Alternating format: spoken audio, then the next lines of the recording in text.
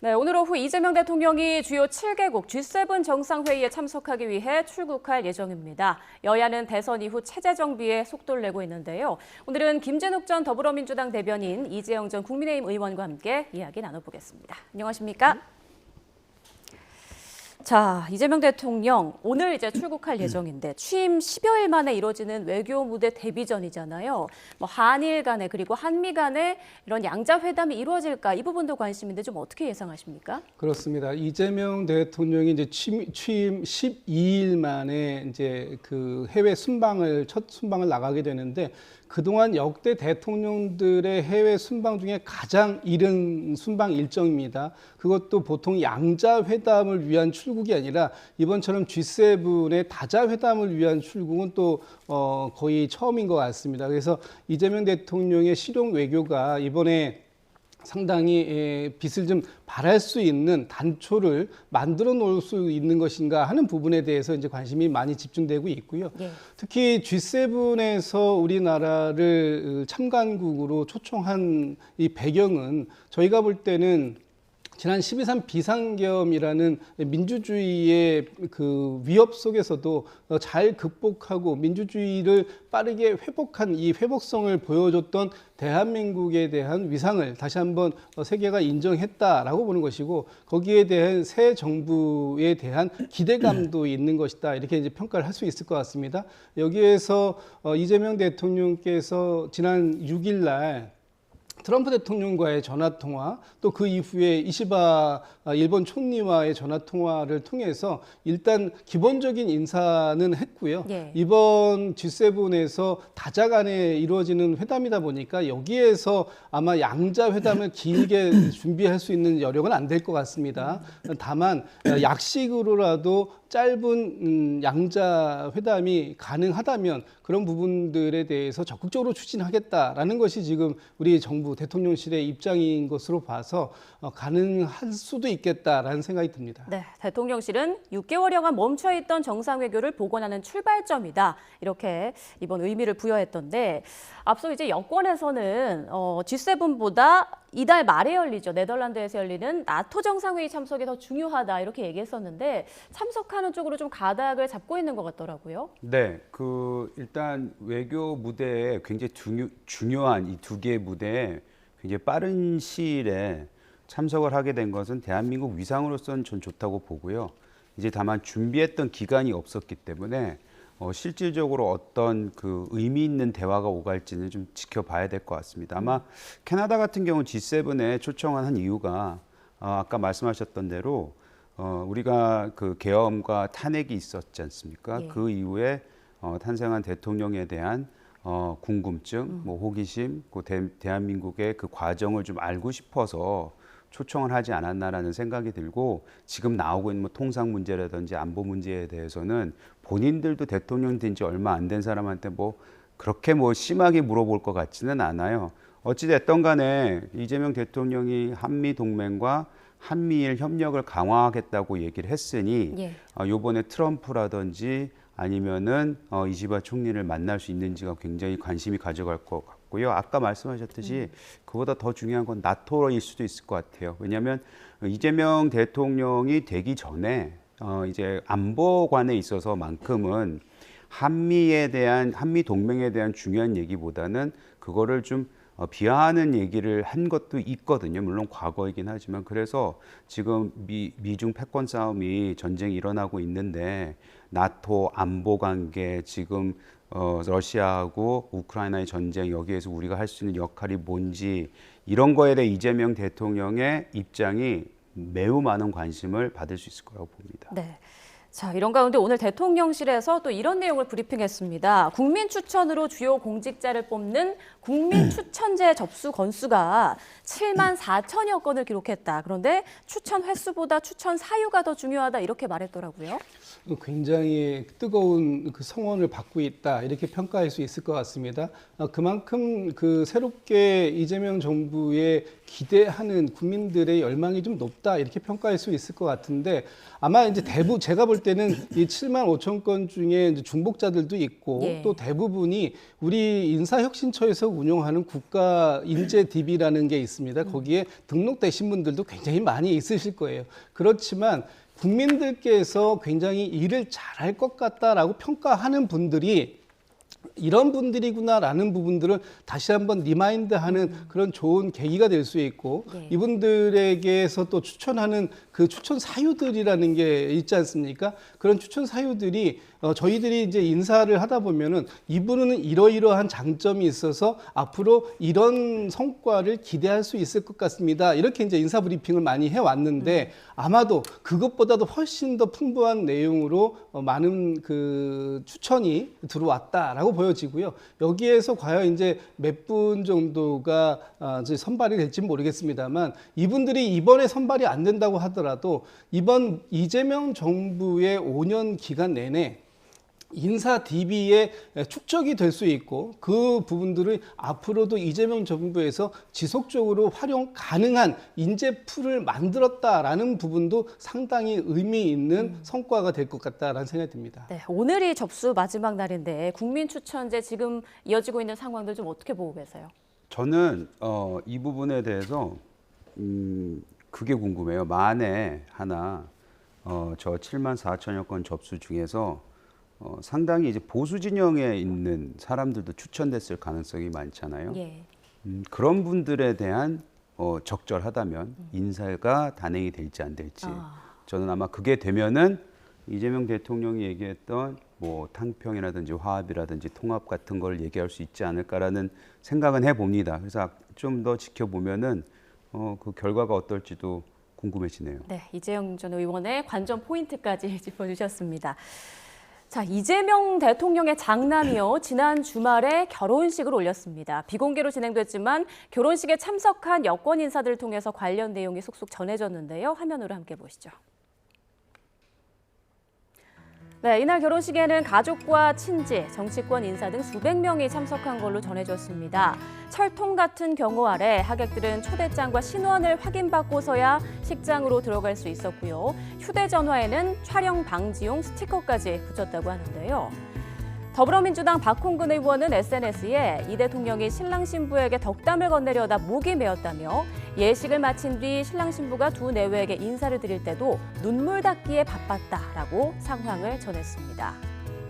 또 박경미 전 의원은 대통령이 아들 내외에게 솔직담백한 당부를 전하는 모습이 아름다웠다라고 말했는데요.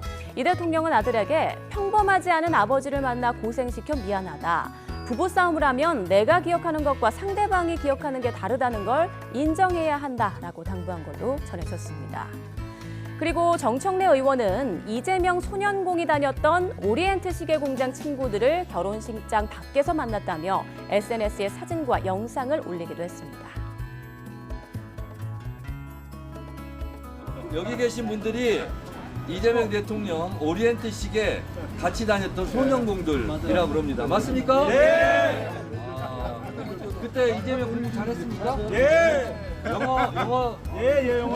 영어 사전 갖고 다녔습니까? 네.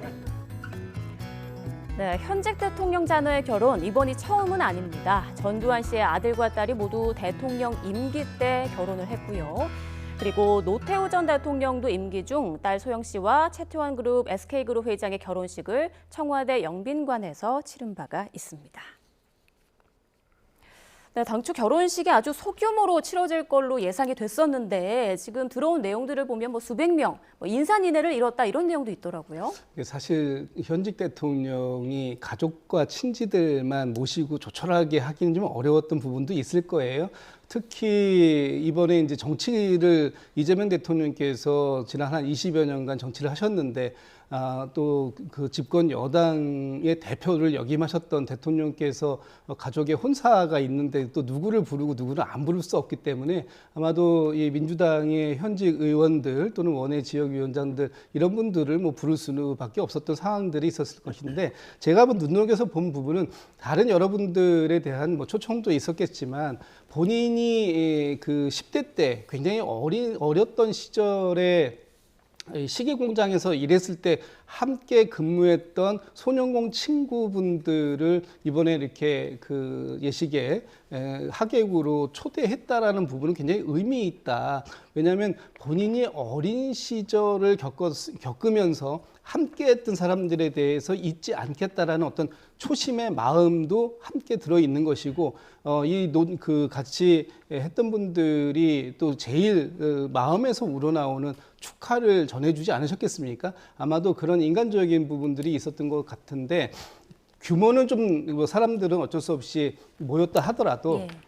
이 부분에 대해서 그 외부에 이렇게 크게 알리지 않고 하려고 했던 그런 모습들은 있었던 것 같고요. 특히 여기에 참석하셨던 분들이 뭐 한결같이 새로운 가정을 이루고 첫 걸음을 시작하는 이 이재명 대통령의 장남 부부에 대해서 축하와 행복을 아끼지 않았던 부분들은 뭐 그냥 그런 쪽으로 바라봐 주시면 좋지 않을까라는 생각이 듭니다. 네, 박범계 의원이 대통령님 대전 며느리 맞는 좋은 날 축하드린다 뭐 이런 글을 올렸다고 하는데 이건 좀 어떻게 보세요? 그러니까 지금 그 이제 며느님이 대전 출신이신 걸로 이렇게 알려지고 있습니다. 아마 이제 박범계 의원이 대전 출신의 지역구 국회의원이시다 보니까 우리 대전에서 이렇게 좋은 그 배필을 만들어서 이렇게 그 대통령님 가족이 되시게 되었으니 그것이 그냥 굉장히 기쁜 일이다. 이렇게 뭐 소박하게 표현하신 게 아닌가 싶습니다. 네.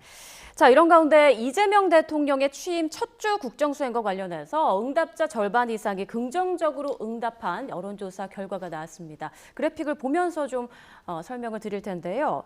자, 지금 보면 국정수행평가 잘하고 있다라는 응답 58.6%로 나왔습니다. 두 분은 좀 이런 분석 결과 좀 어떻게 보시는지 궁금한데요. 뭐 사실 그 대선이 끝나고 나면 당선자들에 대한 국정수행 평가는 늘상 보면 조금 더 긍정적으로 나온 건 사실이거든요. 그래서 이건 뭐 어찌 보면은 예측되었던 그런 결과가 아닌가라는 생각이 들고요. 다만 오히려 저 수치를 보면서 지금 이재명 대통령뿐만 아니고 그 대통령실 관계자들은 아마 아쉬움을 갖고 있지 않을까라는 생각이 듭니다. 왜냐하면 또 역대 대통령들을 보면은 윤석열 전 대통령 빼놓고는 다 굉장히 높았거든요. 처음에 60%를 훨씬 넘고 뭐 70%를 넘는 수치들도 있었는데 그거를 지금 못 넘었으니까 그거에 대한 아쉬움이 좀 있을 것 같고 아마 저런 수치를 보면서 결국에는 국민들이 좀 더 일을 잘 해라라는 것뿐만 아니고 그때 아까도 제가 언급했던 통합에 대한 메시지를 저런 식으로 간접적으로 표현해 주시는 게 아닌가라는 생각이 듭니다. 네, 이 의원님께서는 대통령실에서는 조금 아쉬워하지 않을까 이런 설명을 해주셨어요. 어떻게 보십니까? 뭐 그렇게 보실 수도 있죠. 예. 그러나 이제 지난주에 대통령에 대한 기대감 조사에 비해서는 조금 낮은 건 사실입니다. 그러나 첫 번째 이 국정 지지율로 조사돼서 58.4%인가요? 58.6%. 이건 뭐 낮은 건 아닌 것 같고요. 이 정도면 순항하고 있다고 보고 좀 전에 저기 이재용 전 의원님께서 윤석열 전 대통령 얘기를 하셨는데 그때는 52%였고 박근혜 전 대통령도 54.8%였기 때문에 지금 58.6% 정도면은 뭐 이 정도면 일단은 시작해 볼 만하다. 근데 이제 문제는 이 정도에서 시작을 해가지고 앞으로 최소한 이 수준을 계속적으로 유지하거나 아니면 이 수준 이상으로 가야 되는데 그러기 위해서는 국정에 상당한 어떤 동력을 좀 만들어야 될 필요가 있습니다. 특히 지금 내각 구성이 아직 전혀 이루어지지 않고 있는 상황이기 때문에 어떤 이재명 정부의 이재명 표 지금 정책이 하나도 가동될 수 있는 상황이 아니기 때문에 그런 상황을 빠르게 만들어낼 수 있어야 하고 그런 부분들이 앞으로 이제 국정의 지지율로 평가받는 요소가 되지 않을까라는 생각을 해봅니다. 앞으로 이제 외교 업무들을 수행하고 오면 지지율이 좀 더 오를 수 있다고 보세요? 그런 부분들이 있을 수 있습니다. 보통 대통령들이 이제 해외 순방을 가실 때 국내에서 조금 약간 어려운 부분이 있을 때 해외로 가셔가지고 해외에서 조금 더 높은 지지율을 받아가지고 오시는 경우가 있는데 이번 같은 경우에는 뭐 아까도 말씀드렸습니다만 한 열흘 만에 나가는 그 순방이고 양자 외교를 하시는 것이 아니라 다자 외교를 하러 가는 상황이기 때문에 아마도 이번에는 다자 외교 무대에 데뷔하는 그래서 많은 분들과 친교를 좀 쌓고 오는 이런 부분에서 있는 분이기 때문에 이번 뭐 G7이라든지 아니면 뭐 그 모르겠습니다. 이제 지금 나토 정상회의에 가시게 될지 모르겠습니다만 만약에 그런 것들이 다녀오신다고 해서 갑자기 지지율의 상승 효과를 이뤄내는 데는 그 한계가 있을 것 같고요. 제일 중요한 건 지금부터 민생 경제를 어떻게 챙겨 나갈 것인가 하는 부분, 그 다음에 이재명 정부의 내각을 빠르게 구성해서 추경이라든지 아니면 지금 이제 현안들로 당면 과제들이 굉장히 많이 이제 쌓여 있는 그런 개혁 과제들 이런 부분들을 어떻게 하나씩 처리해 나가느냐 이것이 조금 더 평가를 받는데 필요한 요소들이 아닐까 싶습니다. 네. 자, 이번에는 양당 상황을 좀 보겠습니다. 민주당이 원내대표단을 구성하면서 이제 차기 당대표 선출에 관심이 쏠리고 있습니다. 관련한 목소리 듣고 오시죠. 이재명 정부의 성공을 위하여 더불어민주당 당대표로 이재명 대통령과 한 몸처럼 행동하겠습니다. 이재명 대통령의 운명이 곧 정청래의 운명입니다. 이재명이 정청래이고 정청래가 이재명입니다. 주변의 의견들도 상당히 많이 있어서 솔직히 고민하고 있는 것은 사실입니다. 원내대표로서 지난 1년 동안을 지내오고 그리고 나서 새 정부의 과제, 우리 민주당의 과제, 또 국회의원으로서 해야 될 그런 부분에 대해서 고민하고 있다는 말씀드리겠습니다. 네, 이번에는 이 의원님께 먼저 여쭤볼게요. 정청래 의원이 이 대통령과 한 몸처럼 행동하겠다 이렇게 말했는데 어떻게 들으셨습니까? 지난주였죠. 김병기 의원이 이제 원내대표 되는 과정도 보면은 결국에는 명심이 통했다 이런 걸 봤고 또 지난 그 민주당의 전당대회를 보면 기억나시겠지만 김민석 당시 후보가 4등인가 하고 있었는데 이재명 후보가 당시 한마디 거들어주는 바람에 수석이 돼버렸잖아요. 그렇기 때문에 아마 이재명 대통령이 뭐 당은 떠났다곤 하지만 아직까지 어마어마한 행사를 하고 있지 않을까. 전 그런 생각이 들어서 그 당원들에 대한 메시지를 정청래 의원이 후보가 지금 낸 게 아닌가라는 생각이 드네요. 네, 박찬대 전 원내대표는 고민하고 있다 이런 말을 했었는데 출마할 거라고 보세요? 어떻게 보세요? 일단 현재 상황에서 그 출마 선언을 한 사람이 정청래 전 법사위원장 한 분밖에 안 계시기 때문에 예. 단수로 그 전당대회가 끝날 것 같지는 않고요. 지금 많은 분들이 박찬대 전 원내대표에게도 얘기를 하고 있다 이렇게 말씀하시는 거 보면 사실상 고민 중에 있다 또 고민이 이제 깊어지면 출마 선언으로 이어지게 되지 않을까라고 보시는 분들이 굉장히 많으신 것 같아요. 그래서 예. 지금은 이제 그 정청래 전 법사위원장과 박찬대 전 원내대표 간의 양자 간의 대결 구도가 이제 형성되고 있는 거 아니냐 이렇게 보여지는데 아직까지 그 민주당에서 전당대회가 언제 이루어질 것이다라는 부분들이 발표된 게 없습니다. 아마 오늘 오후쯤에 전대 준비위원회가 이제 처음 회의를 개최해서 향후 전당대회 일정이라든지 이런 부분들을 결정하게 될 텐데 그런 부분들이 결정되면 아마 박찬대 전 원내대표도 결심을 하게 되지 않을까라는 생각이 들고요. 지금 좀 전에 뭐 명심이 작동된 것이다 이렇게 말씀을 주시는데 지금 민주당 내에서 친명이라고 얘기 안 할 분들은 아무도 없으실 거예요. 지난번에 이제 신임 원내대표로 당선이 되신 김병기 원내대표도 그러시고 서영교 전 이제 후보 지금 이제 서영교 의원님도 그러시고 지금 모두가 다 이재명 대통령의 당선을 위해서 애쓰신 분들이기 때문에 뭐 한 몸처럼 일하는 건 당연하다 이렇게 생각됩니다. 네. 자, 지금 국민의힘에서는 원내대표 선거 선출을 하고 있는데요. 지금 후보들의 정견 발표가 이어지고 있습니다. 현장 연결해서 들어보겠습니다. 야심한 밤 재가를 통해서 강행되었습니다. 정치 보복을 하지 않겠다던 이재명 대통령의 대선 공약이 거짓이 아니었는지 깊은 우려를 자아내고 있습니다. 이재명 정권은 또 전 국민 25만 원 지급 공약을 슬그머니 선별 지원으로 변경하면서 스스로 공약 파기와 대국민 사기극임을 자인한 바 있습니다. 국무총리 후보자를 보겠습니다. 중국 칭화대 학위와 불법 자금 의혹에 휘말려 있습니다. 인사검증을 맡은 민정수석 차명부동산과 불법 대출 의혹으로 사퇴했습니다. 국정기획위원장 역시 심각한 부동산 투기 의혹을 받고 있습니다. 인사가 만사인데 이재명 정부는 벌써 인사가 망사라는 점을 보여주고 있습니다. 이제 우리 국민의힘이 다시 일어서야 합니다. 소수 야당이라도 실력과 전문성으로 무장한 정책 전문 정당으로 거듭나 이재명 독재와 전횡으로부터 국가와 국민을 지켜내야 합니다. 저는 출마를 선언한 이후 많은 의원님들을 찾아뵙고 소중한 고견을 경청했습니다. 의원님들께서 주신 고견 하나하나에는 탁월한 식견과 깊은 전문성이 깃들어 있었고 당의 변화와 쇄신을 향한 진지한 고민이 있었다는 점에서 깊은 감동을 느꼈습니다. 주신 말씀들을 바탕으로 해서 우리 당의 변화를 위한 제안을 드리고자 합니다. 먼저 조속한 전당대회 개최를 제안합니다. 네, 이번 3명이 이제 도전을 했는데 먼저 송원석 후보의 정견 발표 잠깐 들어봤습니다. 당초 이제 김성원, 송원석 의원의 양자 대결로 전망이 됐었는데 후보 이제 등록 막판에 이현승 의원이 합류를 했더라고요. 그러니까요. 예. 뭐 그 누구도 몰랐던 것 같아요. 그래요? 예, 뭐 최소한 저는 몰랐습니다. 이 정도 되면은 누가 나오려고 하는 것보다는 소문이 돌 텐데 이현승 후보가 나오는 것은 좀 의외였고요.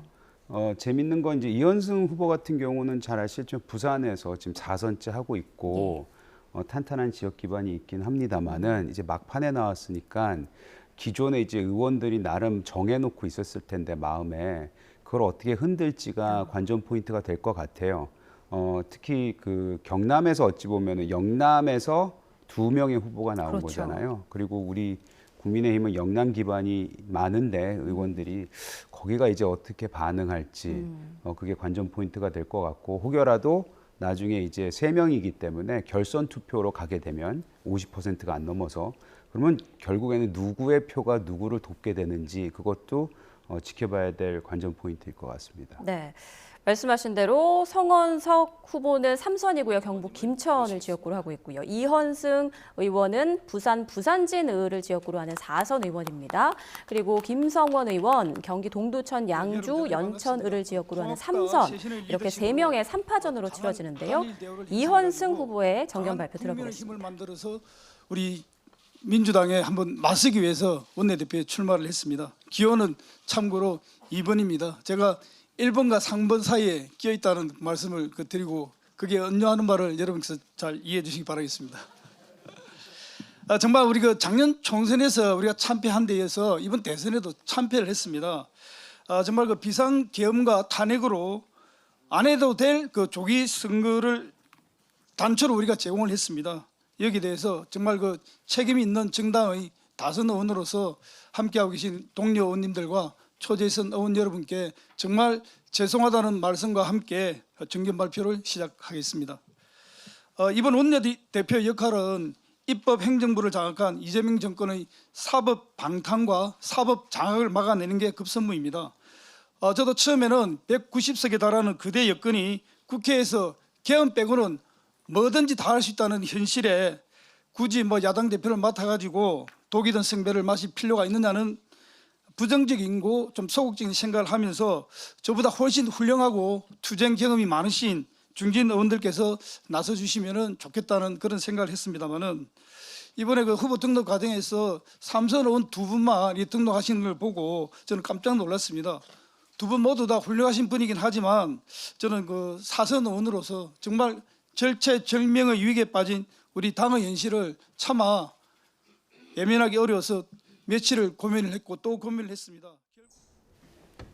네, 원내대표 선거에 출마한 이현승 의원의 정견 발표 잠깐 들어봤습니다.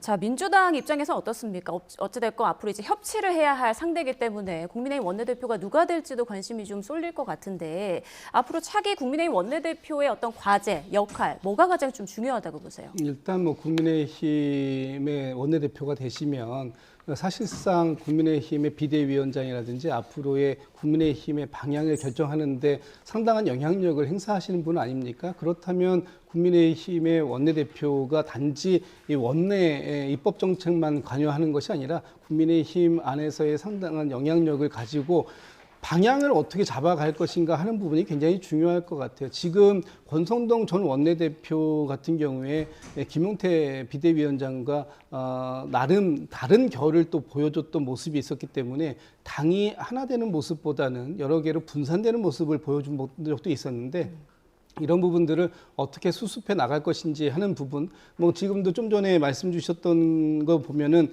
1번과 3번 사이에 끼었다 이렇게 말씀을 주셨는데 지금 이번에 그 송원석 의원 같은 경우에는 구주류 친윤계를 대표한다라고 지금 얘기가 나와 있고 또 김성원 의원 같은 경우는 친한계를 대표한다라고 했기 때문에 본인은 그 친윤도 친한도 아닌 중립적인 지대에 있다라는 걸 강조하는 거 봐서 앞으로 이제 뭐 김성원 의원과 송원석 의원, 이현승 의원 중에 누가 되실지 모르겠습니다만 네. 이분들 가운데서 좀 저희하고 잘 협조했으면 좋겠다는 말씀 드리고 싶어요. 자, 마지막 후보인 김성원 의원의 네, 여러 정견 선배 발표를 들어보겠습니다. 의원님들께서 그거 정말 만만치 않고 힘들어 또 그리고 또 상처 많이 받을 거야 이런 말씀 주셨는데 제가 선거 기간 중에 의원님들 한 분 한 분 또 찾아뵙고 또 지난날의 회상을 추억하면서 저에게는 좀 설레이는 시간 아니었나 이렇게 생각하고 있습니다. 의원님 모든 여러분들께 다시 한번 감사의 말씀을 먼저 드립니다. 자, 우리의 현실을 한번 봐 주십시오. 소수 야당입니다. 인정하기는 싫지만은 입법 행정 권력에 이어서 사법부마저 무너질 위기에 절대절명의 그 위기라고 다들 공감하실 겁니다. 이럴 때 우리가 무엇을 어떻게 해야지 됩니까? 저는 단순하게 강해지는 것보다도 상대방의 예상을 뛰어넘게 저희가 훨씬 더 강해져야지 된다라고 말씀을 드리고 싶습니다. 2020년도 문재인 대통령이 국회를 방문했을 때 예산안 시정연설 때문에 국회를 방문했었습니다. 그때 우리 국민의힘 무시하고 또 멸시했었습니다. 그때 우리가 어떻게 했었습니까? 한마음 한뜻으로 문재인 대통령에게 저희가 단결해서 싸웠습니다. 더 강하게 싸웠습니다. 그때 문재인 대통령 또 민주당 당황하고 주춤하고 그래서 저희는 우리의 요구를 또 관철시킬 수 있었습니다. 2020년 어땠습니까? 문재인 시절 저희 여소야대 민주당 190석에 가까웠습니다. 그럼에도 불구하고 저희는 희생하고 또 단합해서 서울과 부산 재보궐선거 승리로 이끌고 결국 정권을 재창출해낸 그런 기억이 있습니다. 네, 기호 3번 김성원 의원의 정견 발표까지 조금 들어봤습니다. 앞서 이제 말씀해 주신 것처럼 지금 송원석 의원은 구주류, 이현승 의원은 중립, 그리고 김성원 의원은 친한계로 분류가 되는데 세 사람 모두 계파색이 좀 옅긴 하지만 결국에는 계파 세결집이 이번 선거의 최대 변수가 될 거다 이런 전망 나오더라고요. 네, 그게 뭐 어쩔 수 없을 것 같아요. 왜냐하면 전당대회를 앞두고 있잖아요. 예. 그래서 3명의 후보 다 전당대회를 치르자. 라고 얘기를 하고 이제 시기에 이제 문제만 남아 있을 뿐인데 그 전당대회가 안타깝게도 국민의힘 내에서는 또 다른 세력 다툼과 경쟁으로 갈 수밖에 없는 게 아닌가 이런 우려들이 나오고 있습니다. 그래서 그것이 이번에 원내대표 선거에 어떤 전초전이 지금 마련이 되고 있는 것이 아닌가라고 예상을 해볼 수밖에 없는 상황이죠. 사실 뭐 이현승 의원께서 저렇게 나와서 본인의 중립지대에서의 사선으로서의 뭔가 책임감을 갖고 나왔다는 그 말에는 공감이 갑니다마는 예. 아까 말했듯이 계파에 보이지 않는 물밑 전쟁이 지금 일어나고 있는 것 같습니다. 네, 국민의힘 원내대표 선거 현장에서 또 소식 들려오면 저희가 속보로 전해드리겠습니다. 자, 내란 특검 출범이 임박한 가운데 윤석열 전 대통령의 모습이 상가에서 또 포착됐는데요. 화면으로 보겠습니다. 네, 지난 13일 SNS에 올라온 사진인데요. 상가를 활보하고 있는 이 남성 바로 윤석열 전 대통령입니다. 유리 한가운데에는 아크로비스타라고 써있죠. 윤 전 대통령의 자택 지하 상가로 보이는데 해당 글 작성자는 저번에 아르바이트를 하다가 김땡땡도 봤다라고 댓글을 달았는데 김건희 여사로 추정됐습니다. 지난달에도 윤 전 대통령 한강공원에서 개를 산책하는 모습이 포착되기도 했는데요. 지난 3월 법원의 구속 취소로 석방된 윤 전 대통령은 상가와 공원, 영화관 등 곳곳에서 모습을 나타냈습니다. 윤 전 대통령은 현재 받고 있는 내란 혐의 재판 말고도 체포영장 집행 방해 등의 혐의로 경찰의 2차 소환 통보에 불응한 상태인데요. 이에 대해 누리꾼들은 출석에 응하지도 않고 괘씸하다 등 부정적인 댓글을 주로 달았고요. 살아있는 사람이 방구석에만 있어야 하나라는 반론도 있었습니다. 자, 윤 전 대통령 지금 자택 지하 상가를 거니는 모습이 연일 포착이 되고 있는데 이번 게시물은 SNS에서 250만 회 이상 조회됐다고 하더라고요. 지금 이런 행보라고 해야 될까요? 좀 어떻게 보십니까? 상당히 좀 부정적이다, 부적절하다 이렇게 말씀을 드려야 될 것 같아요. 지금 윤석열 전 대통령이 받고 있는 혐의 뭐냐? 내란 우두머리 혐의 아닙니까? 그렇다면 내란 우두머리 혐의라는 게 얼마나 중한 혐의냐 하면 여기에서 형이 확정되면은 형이 딱 세 가지밖에 없어요. 사형, 무기징역, 무기금고 이 세 가지밖에 없는 아주 중대한 혐의를 가지고 지금 재판을 받고 있는데 재판부에서 구속 취소 결정을 내려주고 난 이후에 지금 너무도 자유로운 행보를 하고 있는 것 아니냐라는 이 국민들의 따가운 지탄을 본인만 의식하고 있지 않고 있는 모습을 보여주기 때문에 국민들이 더 화가 나는 것입니다. 지금 윤석열 전 대통령이 본인이 지금 받고 있는 혐의, 이 내란 우두머리 혐의 외에도 특히 그 경호처를 본인의 이 체포를 막기 위해서 거의 사병처럼 활용했던 그런 혐의에 대해서도 지금 2차 출석 요구까지 있었음에도 불구하고 나가지 않고 있지 않습니까? 그렇다면 본인이 지금 활보해야 할 부분이 아니라 그런 수사에 적극적으로 협조하는 모습을 보여야 할 때인데 그런 모습을 보이지 않고 있고 너무나 당당한 모습을 보이고 있는 것들이 이 국민들의 공분을 사기에 충분하다. 저는 그렇게 보고 있습니다. 네, 윤 전 대통령 오늘 내란 우두머리 혐의 재판을 위해서 이제 법원에는 출석을 했는데요. 취재진의 질문에는 또 아무런 답을 하지 않았습니다. 자, 그런데 이런 가운데 김용현 전 장관의 그 조건부 보석을 법원이 결정했는데 김 전 장관 측에서 거부했다고 하더라고요. 이건 어떤 상황으로 봐야 됩니까? 글쎄요, 저는 아까 이제 그 뉴스를 듣고 예. 당연히 보석돼서 나올 걸로 예상을 했는데 예. 본인이 거부한 거잖아요. 근데 이게 법원에서는 이제 검찰이 요청을 한 거 아닙니까? 조건부를 달아서. 예, 맞습니다. 즉 이것이 그 기한이 그 구속 기간이 끝나서 나오면 그 어떤 조건도 없이 본인이 이제 마음대로 자유롭게 행동할 수 있는 거잖아요. 그래서 검찰은 어찌 보면 그걸 막기 위해서 여러 가지 조건을 단 그 얘기를 한 것 같은데 김용현 입장에서는 오히려 조건부가 싫은 거겠죠. 그래서 아마 거부하지 않았나라는 생각이 드네요. 네.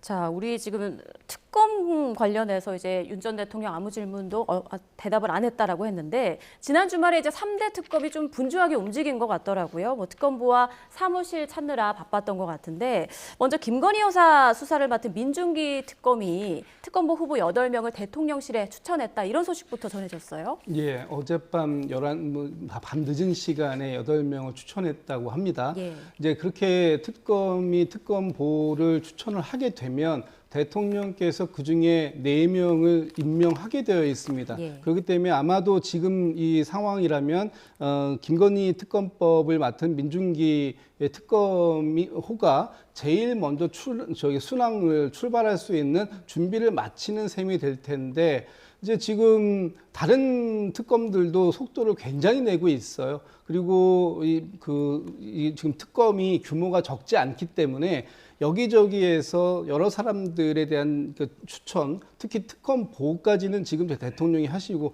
그 이후에 이제 특검보가 완성이 되면은 파견 검사들을 요청하게 되고 또 실무 인력까지 지원을 이제 받게 되지 않습니까? 예. 그런 과정들이 굉장히 빠르게 진행될 텐데 뭐 어디가 앞뒤의 순서는 좀 있을지 모르겠습니다만 그래봐야 뭐 며칠 상관 밖에 차이가 안 날 것 같고 어쨌든 김건희 특검이라든지 윤석열 전 대통령과 관계되어 있는 3개의 특검, 내란 특검 또 최혜병 특검 이 3개 모두가 다 윤석열 전 대통령이 직간접적으로 관여가 되어 있는 특검이기 때문에 예. 이 특검의 방향이 결과적으로 윤석열 전 대통령 그리고 김건희 또 그쪽에 관련된 모든 사람들 쪽으로 향하는 건 어쩔 수 없는 불가피한 상황이다 이렇게 보고 있습니다. 네.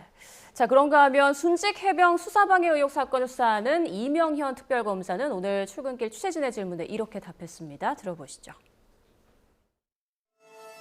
박정훈 대령 사건 자체가 경로설에 의해서 억울하게 실체가 진실이 바뀌어서 억울하게 기소가 된 사건이기 때문에 경로설에 대해서만 하는 게 아니라 모든 전체적으로 볼 생각입니다. 네, 들으신 것처럼 이명현 특검 최상병 의혹에 대해 경로설에 의해서 실체 진실이 바뀌어 억울하게 기소된 사건이다라고 말을 했습니다.